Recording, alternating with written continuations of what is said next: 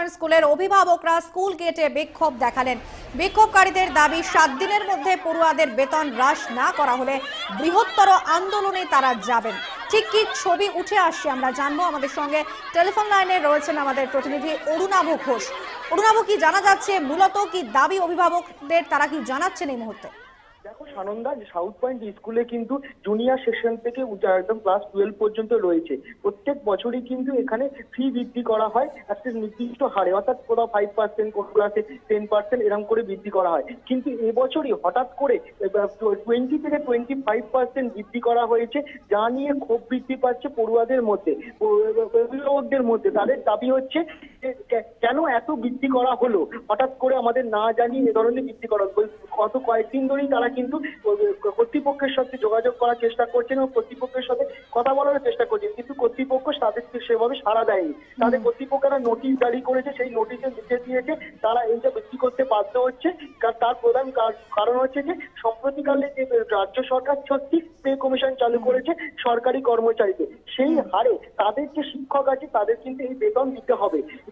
তাই জন্য এই বেতন বৃদ্ধি করা হয়েছে। আর এই প্রতিবাদে কিন্তু আজ সকাল 10টা থেকে প্রায় 1.5 ঘন্টারও সময় ধরে সাউথ পয়েন্ট স্কুলের সামনে জুনিয়র থেকে ক্লাস 12 এর সমস্ত গার্জেনরাই কিন্তু বিক্ষোভ দেখাতে শুরু করে। পরে যখন বিক্ষোভের মাত্রা বৃদ্ধি পায় এবং বুঝতে পেরে অভিভাবকদের 20 জনকে অ্যালাউ করে ভেতরে এবং তাদের সাথে কথা বলে প্রিন্সিপাল।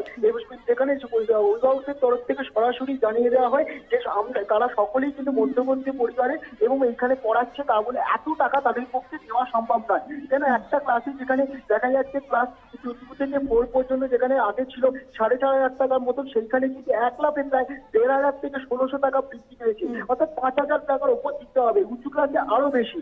সেই তারা তখন জানায় যে কোনোভাবেই এটা সম্ভব নয়, অবিলম্বে এই যে আপনারা নির্দেশিকা জারি করেছেন এটিকে বাতিল করতে হবে। পাশাপাশি এটাও সময় তখন কর্তৃপক্ষের তরফ থেকে প্রিন্সিপাল জানিয়েছে সেটা হচ্ছে যে তারা একা তো ডিসিশন নিতে পারে না, এটা একটা তাদের বডি আছে, সেই গভর্নিং বডিতে এই ডিসিশন হয়, তখন তাদের সময় দিতে হবে। আপাতত প্রিন্সিপালের সাথে কথা বলে অভিভাবকরা ঠিক করেছেন যে 7 দিনের সময় দেওয়া হচ্ছে।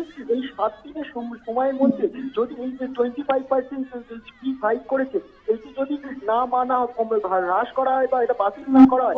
ইতিমধ্যে 7 দিনের সময় চেয়েছে স্কুল কর্তৃপক্ষ, তারপর কি বেতন পরিকাঠামো হ্রাস করা হবে সে ব্যাপারে কি কোনো নিশ্চয়তা দিয়েছে স্কুল কর্তৃপক্ষ? তারা কি জানাচ্ছে? না, স্কুল কর্তৃপক্ষ কিন্তু সরাসরি মিডিয়ার সামনে মুখ না খুললেও যেটা স্কুল কর্তৃপক্ষের সাথে স্কুল মারফত জানা যাচ্ছে, তারা আপাতত এই এত বড় একটা বিক্ষোভ হয়েছে সেই বিক্ষোভকে শান্ত করার জন্য 7 দিনের সময় তো দিয়েছে। কিন্তু গভর্নিং বডি তারা 2-1 দিনের মধ্যে তাদের যে গভর্নিং বডি আছে বা পরিচালন সমিতি আছে তাদের নিয়ে কিন্তু বৈঠকে বসবে যে কতটা হ্রাস করা যায় এবং কতটা কি করা যায়। কেন বলছি যে 20% থেকে 25% করা হয়েছে, সেটাকে কমিয়ে কতটা কমানো যায় এবং তাতে যারা অভিভাবক আছে তাদের ক্ষোভ সেটাও প্রশমিত হয়, সেটা একটা চেষ্টা চালাচ্ছে।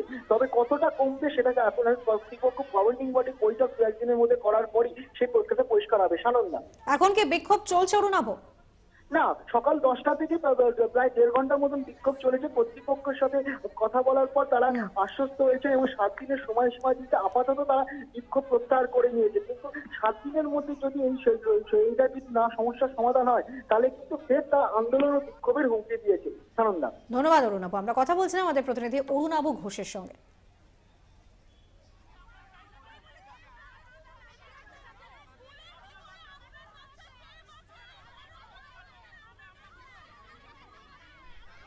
ফের ভূস্বর্গে জঙ্গি হানা। নাগরোটায় জঙ্গি হানার খবর পেয়ে তুমুল গুলির লড়াই শুরু হয়।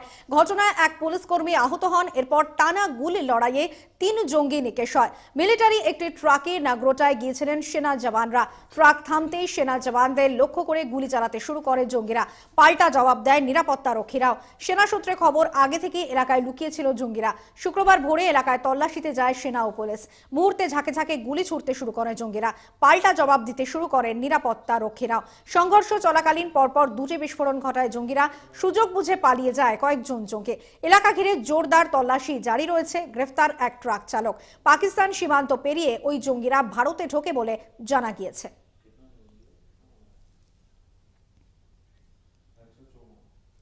পূর্ব ঘোষণা অনুযায়ী শুক্রবার থেকে শুরু দুদিনের ব্যাংক ধর্মঘট। গত 48 ঘন্টায় সরকার পক্ষের সঙ্গে দফায় দফায় আলোচনার পরেও ব্যাংক সংগঠনগুলি ধর্মঘটে অনড় রইল। ফলে টানা 3 দিন ব্যাংক বন্ধ, ব্যাহত এটিএম পরিষেবা, বিপাকে গ্রাহকরা। ব্যাংক ধর্মঘট এবং সেই ব্যাংক ধর্মঘটে সামিল হয়েছেন ব্যাংকের কর্মীরা। আমরা দেখতে পাচ্ছি সমস্ত ব্যাংকের বিভিন্ন শাখা বন্ধ এবং রীতিমতো স্লোগানিং চলছে। সমস্ত দিকে আমরা ক্যাম্পাস স্ট্রিটে রয়েছে এবং সেই জায়গাতেও দেখতে পাচ্ছি স্টেট ব্যাংক, সেখানে কিন্তু এইভাবে স্লোগানিং চলছে সকাল থেকে। শুধু ব্যাংক ধর্মঘটই নয়, দুদিনে চলতে থাকা ব্যাংক ধর্মঘটে এটিএম পরিষেবা সেখানেও কিন্তু একটা সংকট তৈরি হতে পারে, এমনটাও কিন্তু একই সঙ্গে মনে করা হচ্ছে। ইউনাইটেড ব্যাংক অফ ফোরাম এবং তাদের তরফ থেকে প্রায় 9টি ব্যাংক সংগঠন, তাদের টাকা সারা ভারতব্যাপী এই ব্যাংকের ধর্মঘট সেটা কিন্তু চলছে। কি কি দাবি তাদের রয়েছে, প্রায় 17টি দাবি নিয়ে তারা এই ব্যাংক ধর্মঘট ডেকেছেন আমরা জানবো এবং তাদের সঙ্গে কথা বলে আমার সঙ্গে রয়েছেন এই মুহূর্তে ইউএফবিউর সেক্রেটারি এবং তিনি পশ্চিমবঙ্গ শাখা সেক্রেটারি, তার সঙ্গে কথা বলবো অরুণ কুমার রয়। অরুণবাবু, কি কি মূল দাবি আপনাদের রয়েছে সেটা একটু আমাদের জানান। এখন দেখুন, আমাদের দাবি 12 দফা ছিল। দীর্ঘ 27 মাস টাল বাহানার পর আজও আমাদের সেই দাবি মেটেনি এবং বর্তমানে আমরা 4 দফা দাবি যে লড়ছি তাও মাননি। গতকাল আমাদের দ্বিপাক্ষিক চুক্তি নিয়ে আমাদের আইবিএ ডেকেছিল। বিভিন্ন আপনারা খবরের কাগজে বা গসিপ শুনতে পাবেন যে আইবিএ আমাদের বিরুদ্ধে প্রচার করছে যে ব্যাংক কর্মচারী ইউনিয়ন বা আধিকারিক ইউনিয়ন তারা এই ব্যাপারটা নিয়ে টালবাহানা করেছে বা তারা মানেনি দাবি, কিন্তু অ্যাকচুয়ালি পুরোপুরি উল্টো। আমরা সব সময় এই ব্যাপারে সহযোগিতার হাত বাড়িয়েছি, কিন্তু ব্যাংক কর্তৃপক্ষ বা আইবিএ সেটাকে মানতে চায়নি। যার পরিপ্রেক্ষিতে দীর্ঘ 27 মাস ধরে আমরা আন্দোলন করেছি, প্রতিবাদে নামিনি রাস্তায়, কিন্তু আমরা আজকে রাস্তায় নামতে বাধ্য হয়েছি। আমাদের ব্যাংক কর্মচারী ইউনিয়ন এবং আধিকারিক ইউনিয়ন বোধ 9টি সংগঠন আমাদের রাস্তায় নেমেছে। কতটা আশাবাদী যে এবার আপনাদের কথা বা দাবি মেনে নেওয়া হবে, কতটা আশাবাদী? দেখুন, আমরা সত্যের পথে লড়ছি, জেনুইন ন্যায়ের পথে লড়ছি। সবসময় ন্যায় সবসময় জিতে আসছে। আশা করব এবারও আমাদের ব্যাংক কর্মচারী আধিকারিকরা রাস্তায় নেমেছেন এবং আপনারা আছেন, সত্য জিনিসটাকে তুলে ধরবেন। আমরা আশা করি এবারও সফল হব। তবে দেখার বিষয় তাদের এই ধর্মঘটে এর ফল স্বরূপ তাদের দাবি আদপেও মেনে নেওয়া হয় কিনা। আইবিএ কর্তৃপক্ষ তারা এই ব্যাংকের ইউনিয়নদের কিংবা বলা যায় ব্যাংক কর্মচারীর এই যে দাবি, তারা আদপেও তাদের ধর্মঘটের পর তাদের দাবি মেনে নেয় কিনা সেটাই এখন দেখার। ক্যামেরায় সঞ্জয় চট্টোপাধ্যায়ের সঙ্গে সুদীপ্তা চৌধুরী, সরকার বাংলা, ভারত, কলকাতা।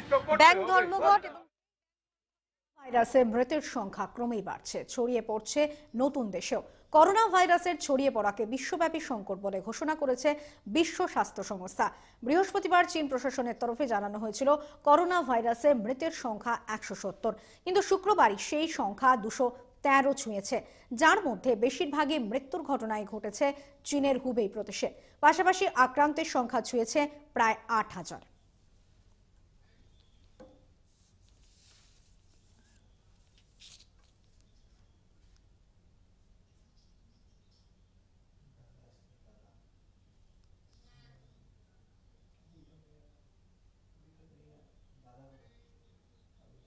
করোনা ভাইরাস নিয়ে সতর্কতা জারি হলো হলদিয়া বন্দরে।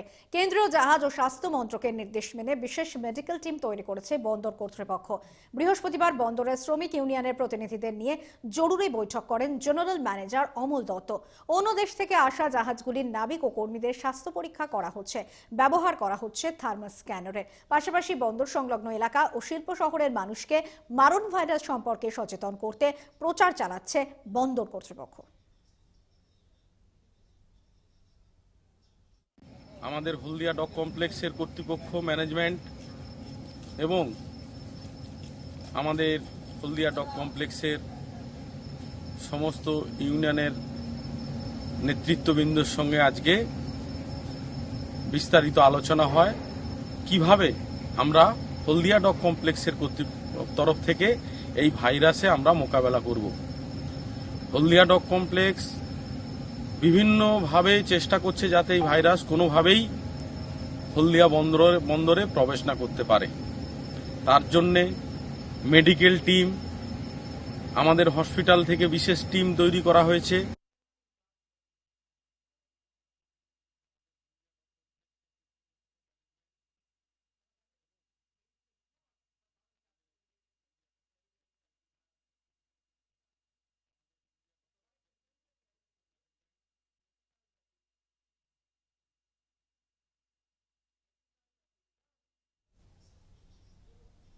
আগামীকাল সাধারণ বাজেট পেশ করবেন অর্থমন্ত্রী নির্মলা সীতারামন। তার আগে বক্তব্য রাখছেন জাতীয় উপদেষ্টা S Subramaniam. Applied necessary filters to ensure that the wealth was created in the right way and correlated it with various other aspects of society. In this chart, what you see is that as there is an increase in the wealth created by our entrepreneurs, the largest entrepreneurs, the employees actually benefit as well from the salaries and the jobs that they get. A second dimension is those firms that supply to the firms of these entrepreneurs. And here, what is being shown is that the wealth created by these entrepreneurs benefits the suppliers as well because they end up supplying to these firms. A third way of looking at it is the foreign exchange revenue, which you all would understand matters for macro stability because those revenues affect our current account deficit and in turn macro stability. What you see here is that the wealth created by these entrepreneurs also correlates strongly with foreign exchange revenues. A final aspect is what goes to the citizen through the government as the taxes that are paid by these entrepreneurs. What is being shown here is the direct taxes paid by these entrepreneurs, which clearly is an underestimate because there are various other indirect taxes that are also paid. But what is important here is a strong correlation between the wealth created by these entrepreneurs and the direct taxes that are paid. Because, and this goes back to what the Honorable Prime Minister, said in his Independence Day speech, unless wealth is created, it cannot be distributed. And for distribution, it's basically taxes that are the primary instrument. Now, as I had mentioned, that India dominated economic activity for 3/4 of known economic history, and that doesn't happen by accident, it requires design. So what is that element of the design that indeed led to such economic dominance? The economic survey posits that it is the combination of the invisible hand of the market supported by the hand of trust, which is what leads to wealth creation. And here, there are important pieces of literature which we actually quote from. Take, for instance, to support the idea of the invisible hand of the market from Arthashastra, which says the root of wealth is economic activity, and lack of it brings material distress. In the absence of fruitful economic activity, both current prosperity and future growth are in danger of destruction. In fact, the Arthashastra also commends the king to actually remove all obstacles to economic activity, which you would think about in contemporary times as economic freedom. If you look at the hand of trust, in the same chapter from which I quoted from the Tiruvalluvar says, wealth yields righteousness and joy, the wealth acquired capably without causing any harm, which is about the hand of trust. So now I'm going to provide evidence on these aspects. Before that, let me just mention that the economic survey, building on this idea that the combination of the invisible hand of the market has to be combined with the hand of trust, introduces this idea that trust is a public good which gets enhanced with greater use. Consider the example of water as a public good. As we use it more, it gets depleted. But the beauty about trust is that the more it gets used, the more the value of it gets enhanced. Of course, conversely, it's also true that if it does not get used, then the value of it declines as well. That's the characteristic of a public good, which gets enhanced with greater use. In trying to pursue wealth creation in the Indian economy, the economic survey brings out 10 main ideas, which is first that wealth creation benefits all, the invisible hand of the market enables wealth creation, trust is a public good that increases with use, grassroots entrepreneurs, which we basically have evidence in the second chapter of the survey, using evidence from 504 districts in India, showing that grassroots entrepreneurs indeed create wealth in their districts. Pro-business policies, those that provide equal opportunity are important for wealth creation. In order for wealth creation, it's also important to remove some of the anachronistic government interventions that have actually subsisted. Job creation, which is very important in the Indian context today, can be furthered significantly by integrating Assemble in India for the World into the Make in India campaign. The survey goes into great detail about how the ease of doing business can be enhanced by implementing specific suggestions to bring India within the first 50 in the rankings in the World Bank's ease of doing business rankings. The survey highlights that the banking sector, when you compare the size of the economy, is at this point subscale, and that is something that we need to think about. Finally, in keeping with the spirit of making economics relate to the common person, the economic survey brings the idea of thalinomics, which is the economics of a plate of food in India. Let me give you some evidence about the role of the invisible hand of the market in generating wealth. Of course, India's GDP and GDP per capita have increased significantly after liberalization. In this chart, what is being shown is the wealth that is created from the perspective of the stock market. What is quite interesting to note here, what is being plotted, is every milestone that the Sensex achieved. 5,000 milestone. If you notice the first half, which is the phase 1 accelerated growth, while it took about 170 months for the first milestone of 5,000 to be reached, the subsequent milestones were reached much, much faster. And that's the first phase of accelerated growth. By the way, this is not just because of a scale effect, it is the increase in the growth rates that actually সঙ্গে থাকুন।